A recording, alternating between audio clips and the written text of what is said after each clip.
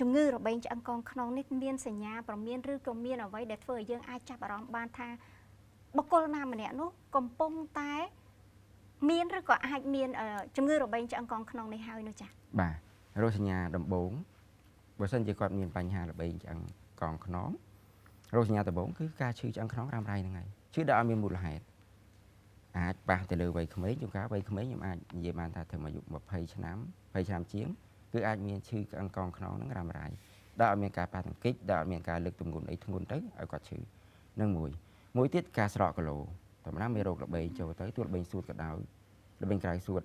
របេងកូនកណ្ដុរឲ្យក្រោយគឺការមានស្រកគីឡូគឺតែងតែមានមួយទៀតការក្តៅខ្លួនជាពិសេសក្តៅខ្លួនពេលយប់អាហ្នឹងក៏អាចដែរហើយមួយទៀតអ្នកជំងឺខ្លួនគាត់ផ្ទាល់គាត់មកពីក្រុមមួយយើងគឺគាត់អាចនឹងឲ្យព័ត៌មានយើងខ្លះថាអ្នកចិត្តខាងគាត់ឬក៏គាត់នៅជាមួយ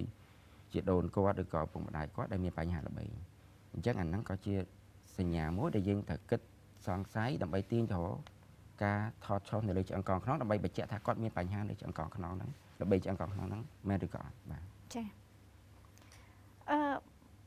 បើស្ដាប់លោកវិជ្ជបណ្ឌិតនៅត្រង់ចំណុចនេះអញ្ចឹងយើងអាចថាមិនប្រកាន់វ័យទេជំងឺនេះអាចកើតឡើងគ្រប់វ័យឬក៏យ៉ាងណាតើមានលក្ខខណ្ឌណាមួយជាពិសេសទេឧទាហរណ៍ថាវានឹងអាចវាយប្រហារទៅលើមនុស្សដែលមានវ័យចំណាស់ច្រើនជាងឬក៏ស្ត្រីឬក៏បុរសច្រើនជាងនោះចា៎ជាទូទៅរបេងវាកើតឡើងទៅលើអ្នកដែលមានបញ្ហាសុខភាពខ្សោយឧទាហរណ៍សួរស្ដាប់អ្នកដែលមានបញ្ហាមេរោគដូចយើងថាបញ្ហាមេរោគអេដចុះអ្នកផ្ទុកមេរោគអេដអាចនឹងងាយមានបញ្ហារបេងនឹងច្រើនអញ្ចឹងហើយបាននៅក្នុងពេលដែលក្រុមគ្រូពេទ្យយើងធ្វើរោគវិនិច្ឆ័យឃើញរបេងឆ្អឹងកងខ្នងហើយការធ្វើតេស្តរោគមេរោគអេដត្រូវតែធ្វើចាំបាច់បាទចា៎ដោយសារប្រព័ន្ធភាពខ្សោយរបស់គាត់ខ្លួនគាត់គឺខ្សោយហើយអញ្ចឹងមេរោគហ្នឹងវាឆាប់កើតមាន